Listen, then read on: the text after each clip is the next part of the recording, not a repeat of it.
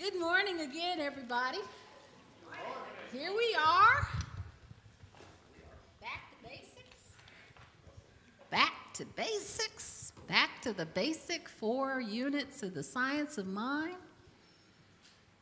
You know, it's important that we not only review, and don't you love that word review when you hear it?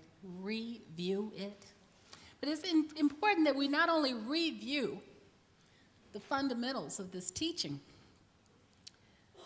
but it's also critical that we challenge ourselves, for those of us who've heard it again and again and again and again. How many of you have heard it? How many of you have studied this more than 3 times, more than 4 times, more than 5 times? Okay, so it's critical that every single time that we review it, that we challenge ourselves to hear it for the very first time. And we do that by emptying our cup, don't we? We do that by not pouring new wine into old wineskins, which is the way the Bible would tell us, right? We hear it as something brand new. We make all things new. So everybody, I want you right now, empty your cup. Okay, be that little teapot, short and stout. Okay. Okay, so in week 1 we heard about the thing itself. And what did we hear about the thing itself? We heard that it's all there is. There just isn't anything else. It's infinite intelligence. It's unconditional love. It's omniscience, the all-known. It's omnipotence, the all-power, the only power. It's omnipresence. Everywhere present. There's no place where it isn't. That's what we heard, isn't it? Now that in and of itself is a healing word. Because wherever I am, God has to be. Is that right? Yep. Got to be. It can't be anywhere else. So if we walked out of here that first week healed, right? Right? What if we didn't? Maybe we weren't hearing it as brand new.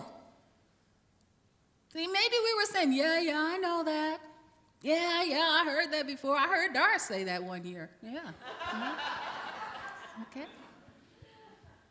But we have to recognize that no matter where we are, we're at the center of it, and that center has no circumference, which means there's no limit to it, right? No limit. Where are we limiting it? Yeah, in our own minds. So then in week 2, we heard the way it works, because it's all there is. It's the one source. It's the one and only creator. So how does it work? Everything that it creates out of itself. Now that's a healing word. You know why? Because it tells me that no matter what I'm seeing myself as, I have to be that thing itself. At the level of my awareness that I am the thing itself.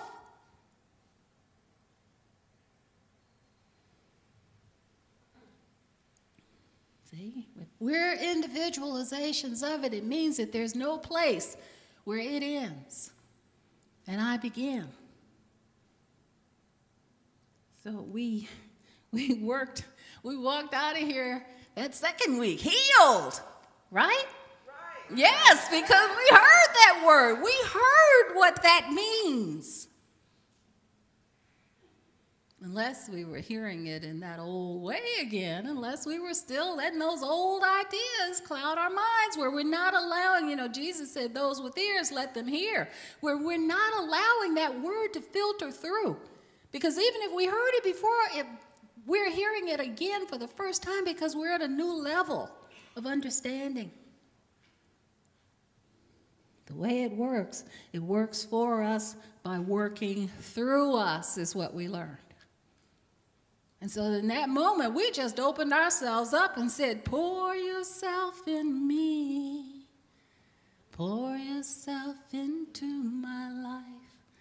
Oh, wonderful Spirit. Isn't that what we did? And we walked out of here healed, didn't we? That's what we did, okay? That's what I'm talking about. So what is the healing? The healing is the realization of my oneness with God as an individualization of the one. That's the healing. That's the only healing, because Ernest Holmes told us mind's the only thing that ever moves. Now today I'm going to talk about what it does. And next week, Dr. J is going to talk about how to use it, which is critical to understand, isn't it? But let's back up a little bit to what it does. It reveals itself to us at the level of our receptivity to it. I am it. I am expressing it at the level of my awareness that I am it. So to the degree that we know that we're it, to that degree is it expressing itself through us. No more, no less.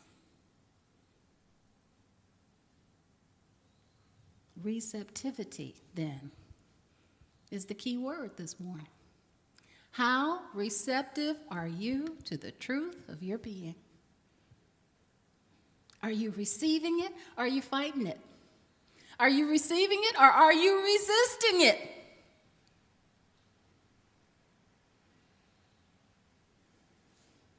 See, because our level of receptivity is the demand that we're making on the universe. And that's why my topic this morning is on demand. It reveals itself to us. This power, this presence is revealing itself to us on demand at the level of our awareness of our oneness with it. It doesn't give anything to us. It reveals everything through us. So again, I know everybody in this room is just opening up right now, right? Opening up, letting spirit just permeate every fiber and cell of our being right now. It's all it's saying. All we have to do is be receptive to it, to recognize that this is what we already are. Not something we have to find, not something we have to create, just what we already are. Can I believe that? Can I accept that? Dr. Ernest Holmes said the Spirit can give us only what we can take. It imparts of itself as we partake of its nature. So in other words, it imparts of itself only as we know our oneness with it.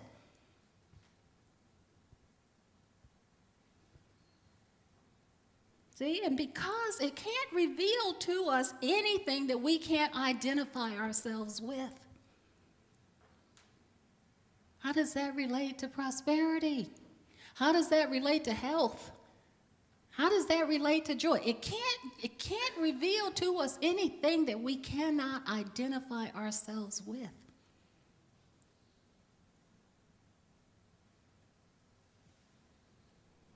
See, and because it's infinite intelligence, we can be absolutely sure that there's absolutely nothing in our world right now, right this very moment, that we are not somehow connected to. There's absolutely nothing in our world that's going on right now that we have not somehow invited in. Now, I know sometimes that's almost unfathomable. You know, we say, well, of course I would invite in the things that I want to see in my world, but why would I invite in something that gives me pain, something that makes me struggle? Why would I invite that in? Because there are those areas in our lives that we have yet to partake of the divine nature. We don't recognize that it's us. We don't recognize that this is what I am. And so as a result, we walk around looking for health. We walk around looking for prosperity. We walk around looking for love. We walk around looking for joy, and we're looking for all of it in all the wrong places.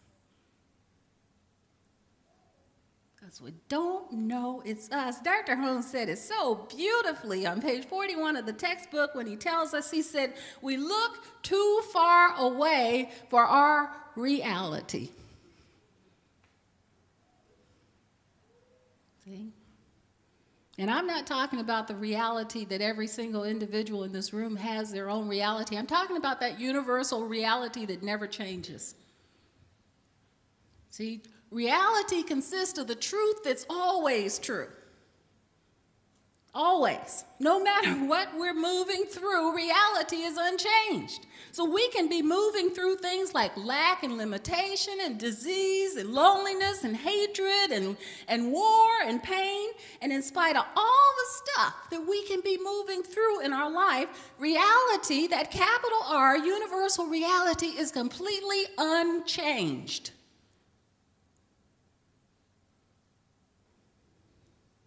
So reality, what is reality, Dar? Reality consists of every attribute of God. That's what reality is. That's the only reality there is. Love, light, power, peace, joy, prosperity, freedom, health, wholeness, wisdom, harmony, truth. And it's all unlimited. That's the only reality there is. So then that means that any limits that we experience in our lives in these areas of love and light and power and peace and so forth, any limits that we're experiencing have to be limits that we're somehow imposing on that capital R reality. But the beauty of it is, even if we're imposing those limits on reality, doesn't change reality. Reality is still unchanged. And we can turn to that truth at any moment that we choose to turn to it, and it will respond on demand.